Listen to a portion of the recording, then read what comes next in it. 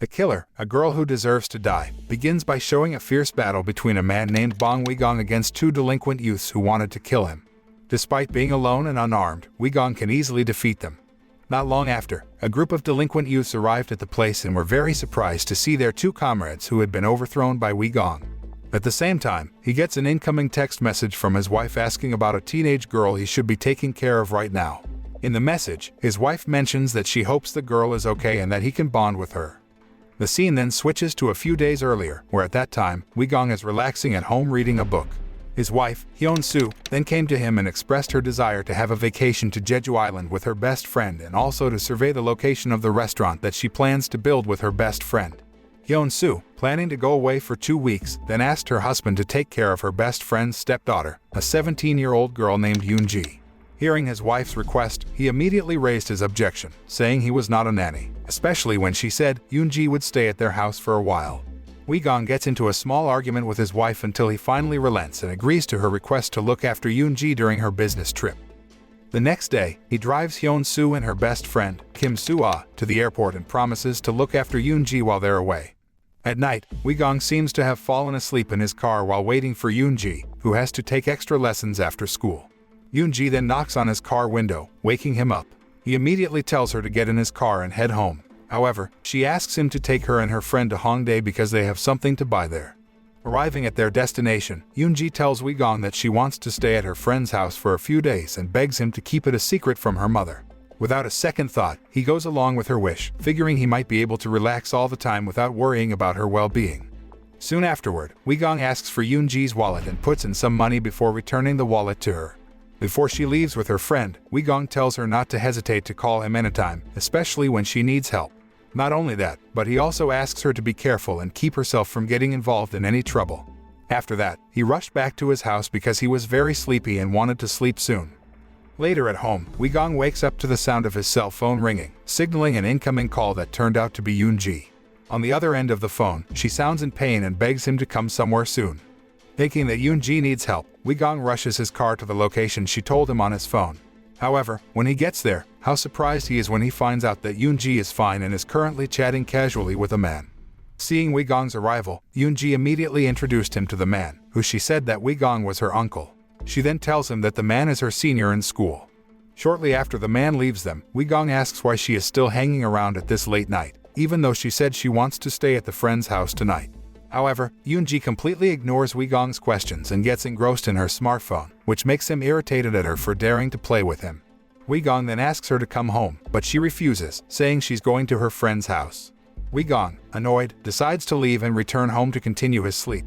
But then, he sees Yoon Ji riding a motorcycle ridden by a man she says is her senior. He didn't want to care about her anymore. Suddenly, Hyun-soo sends a text message asking how Yoon Ji is. Because of that, Wigong turns the car around and trails her with the tracking device he had previously tucked into her purse when he put some money in her pocket. Yoon Ji is taken by that man to a closed ice skating rink and then brings her in front of Song-yeon, a girl involved in criminal things, where she uses handsome boys to seduce several young girls to get them to date. After that, Song-yeon would kidnap and force the young girls to become hookers and profit from them. Yoon Ji and her friend have apparently been targeted by Song-yeon and could easily fall into her trap of using handsome boys to seduce them. Yoon Ji's friend seems to be in tears and begs Song-yeon to release them, but she doesn't care at all and instead slaps the girl. Meanwhile, Yoon Ji tries to fight her, but her efforts are in vain. Shortly afterward, Wigong, who finally arrived there, asked Song-yeon to free Yoon Ji and her friend and threatened to beat Song-yeon and her henchmen. However, she ignores his warnings and orders her henchmen to attack him. With his fighting skills, the delinquent youths who are Song-yeon's men are by no means a match for Wigong, who can easily take them all down. Even when she stabs him in the stomach, he still stands tall and retaliates for her by knocking her unconscious. He then takes Yoon Ji home and asks her to rest. The next day, Yoon Ji, looking curiously at Wigong, asked about his work since he lived in a mansion, and it was luxurious. He simply says that he has a fairly successful business in property and asks her not to ask personal questions. In the evening, Wigong invites Yoon Ji to dinner at a restaurant. On their way home from there, they pass by the location of the skating rink, the place where he beat up Song-yeon and her henchmen. Surprisingly, the arena had been lined with police lines, and many police officers passed by, indicating that something had happened there. Several policemen stopped vehicles passing through the location, including a policeman named Lee Yong-ho, who stopped Wigong's car. Young-ho informs Wi-gong that there has been a murder at the ice skating rink and asks him a few things. He looks relaxed to answer every question the policeman asks. However, Yoon Ji acted strangely, as if she was hiding something, and was afraid that the police would find out. When he finally got home, Wi-gong rushed to find out about the murder case at the ice skating rink and was very surprised to find out that the victims were young delinquents who had been badly beaten by him the day before. On the other hand, Yoon Ji, who is in her room, looks very upset and sends someone a text message, and was very surprised to learn that the victims were young delinquents who had been beaten up by Wi-gong the day before. The following day, Young-ho goes to Wi-gong's house and asks about his alibi at the time of the murder because through the CCTV footage around the crime scene, his car was seen passing through the street 30 minutes before the murder occurred. Not only that, but Young-ho also managed to find CCTV camera footage showing Yoon Ji driving with one of the victims of the murder, where the man, as well as other victims, turned out to be her schoolmates. However, Wi-gong refuses to go into detail, so Young-ho becomes suspicious of him and questions his relationship with a teenage girl like Yoon Ji. He tells the policeman that he was only asked to help look after her while her mother and his wife are on a business trip to Jeju Island. He then asks Young-ho for clearer evidence of his and Yoon Ji's involvement in the murder case first, and if he has, he can formally interrogate them. After Young-ho leaves, Wi-gong then goes to Yoon Ji and asks her to tell the truth if she knows something about the murder of her schoolmates. After learning about her current situation, Wi-gong is reminded of the past when he met a girl who wanted to end her life. He wanted to know what she wanted, and then she asked for a hug from him, which he did, and after that, she lost consciousness. Wi-gong is distracted from his past memories when he hears Yoon Ji's cell phone ringing, which turns out to be an incoming call from Song-yeon. Knowing that Song-yeon was on the phone, he grabbed Yoon Ji's cell phone to talk to her. Song-yeon wants to tell Wi-gong that she has the knife with his fingerprints, which could be trouble for him if it is turned to the police. Since she threatens to hand over the knife to the police, Wi-gong is forced to agree to her request to meet her within an hour. He then asks Yoon Ji to stay home while he goes to see Song-yeon. Yoon Ji is scared because she will be alone at home, then forced to come along. But Wi-gong says she will make things difficult for him and gives her a bracelet with a tracking device just in case a bad thing happens. After that, Wi-gong rushed to prepare his weapons to face the worst. On the other hand, Song-yeon feels great after successfully threatening him. However, Song-yeon does not know that Wi-gong is a former professional killer who is very feared in the crime world, not only in South Korea, but also across the globe. Knowing that she kept Yoon Ji's wallet with a tracking device, he rushed to her whereabouts. Wi-gong finally arrives at an apartment, where he meets a man named Jong, Song-yeon's cousin and the person who runs an illegal business involving underage girls. He then summons one of his large, tall men to confront Wi-gong. However, he had made a big mistake by underestimating Wi-gong, who did not hesitate to beat and torture his men. On the other hand, Song-yeon, who hears the commotion, then rushes out and is very surprised to see Wi-gong's presence there. He asks Song-yeon to hand over the knife with his fingerprints on it, but she and Jong make things worse by pointing guns at Wi-gong. Jong finally hands the knife to him and rushes off with Song-yeon. Taking the knife, Wi-gong immediately chases after them but loses track when entering a dimly lit room. At that place, Wi-gong faces a man whose fighting ability is almost on par with his. He was involved in a fierce battle with the man until finally, the man chose to run away after Wi-gong managed to injure him badly. After the fight, Wi-gong rushes home and finds that his house has been burglarized by a group of people who came to kidnap Yoon Ji. He immediately tracked her whereabouts with a tracking device until finally arriving at an apartment building that was used as a location to conduct an illegal business involving underage girls. Wi-gong hears a girl's scream from one of the rooms, and it turns out that the girl is Yoon Ji's friend, whom a boy almost beats her up. He then saves her and asks where Yoon Ji was. On the other hand, Song-yeon, who turns out to be there too, notices Wi-gong's arrival and rushes away. However, he manages to stop her and forces her to tell her where Yoon Ji is. Since Song-yeon refuses to say anything about Yoon Ji, Wi-gong is forced to tie her up and torture her to get information about Yoon Ji and her criminal gang. Song-yeon reveals that they deliberately involved underage girls in launching the illegal business run by Jong, where they then hired the young girls to seduce adult men, then blackmailed the men for giving them pleasure. To smooth their business, Jong and his gang have teamed up with some corrupt cops and share the profits with them. Song-yeon reveals to Wi-gong that Yoon-Jin and several other young girls will be sent to Russia to become a hooker and tells him the address of a hotel where Jong is holding them before taking them to Russia. Not long after, Young-ho arrives there after getting a report from a resident who heard the commotion in the place.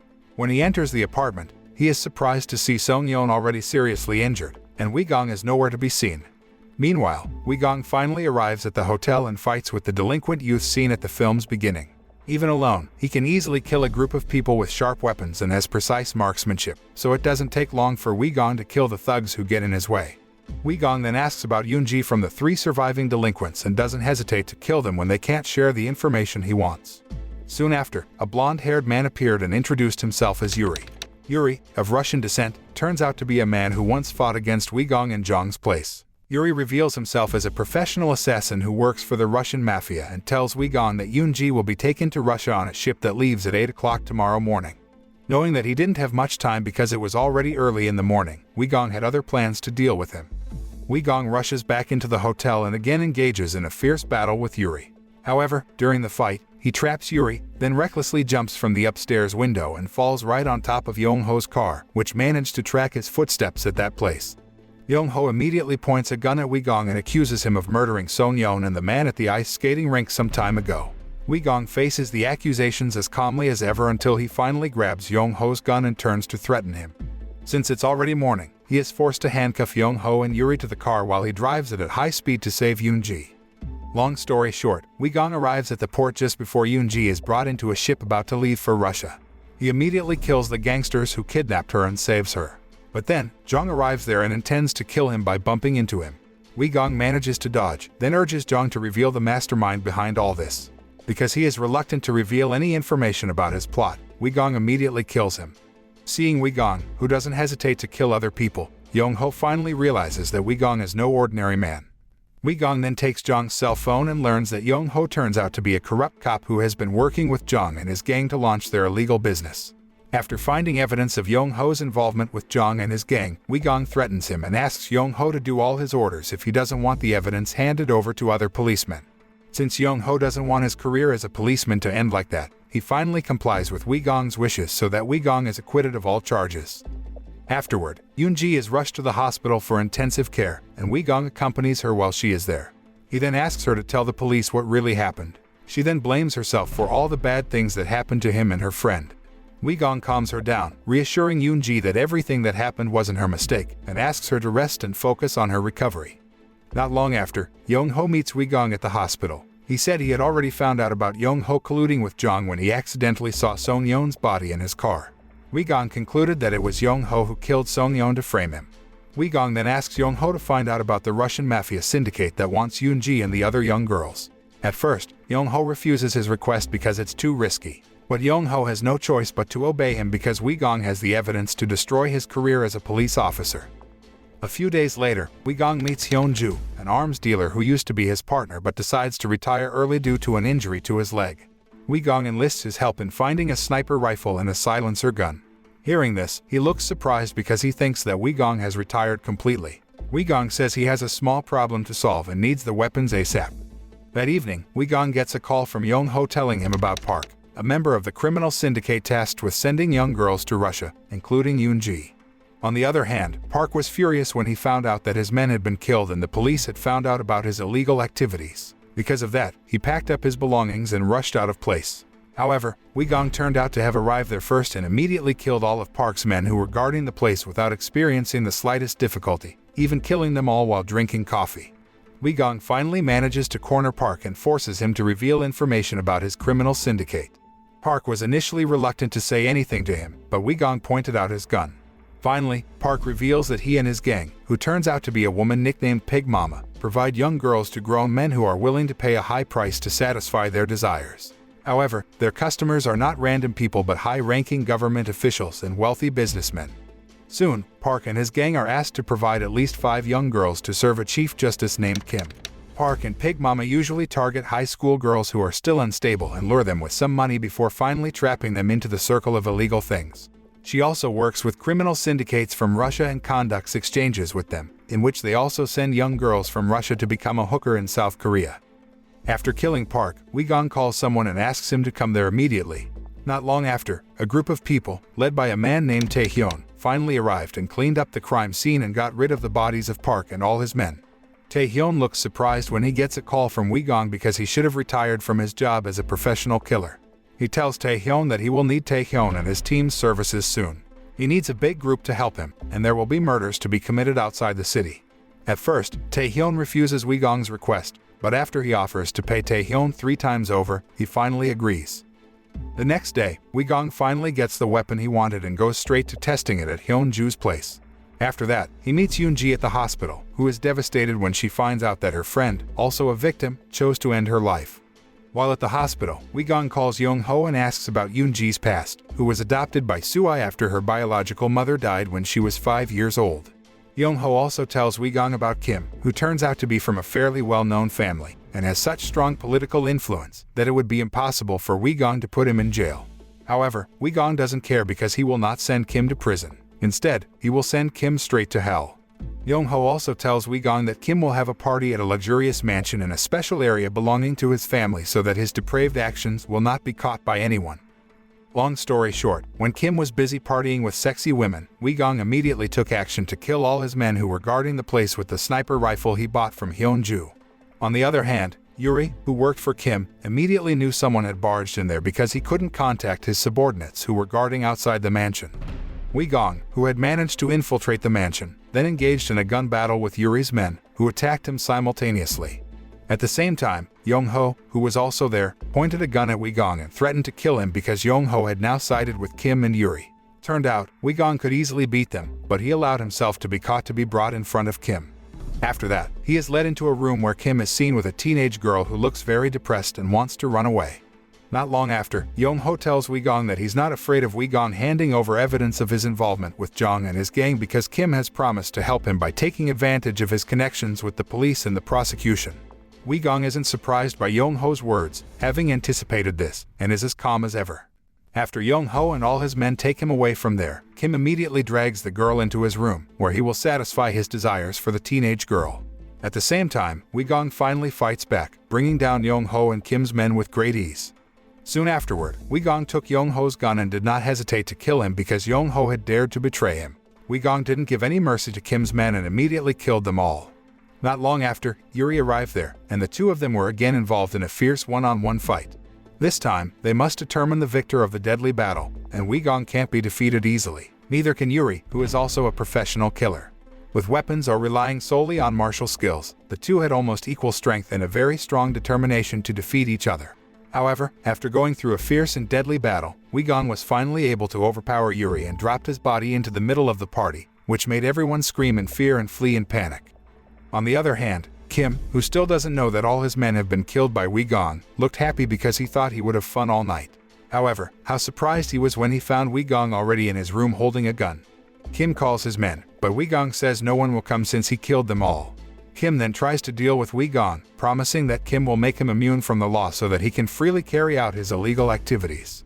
Wick seems interested in Kim's offer but then says he's long retired from his dirty work and is now a good citizen by paying taxes on time and running a legitimate business.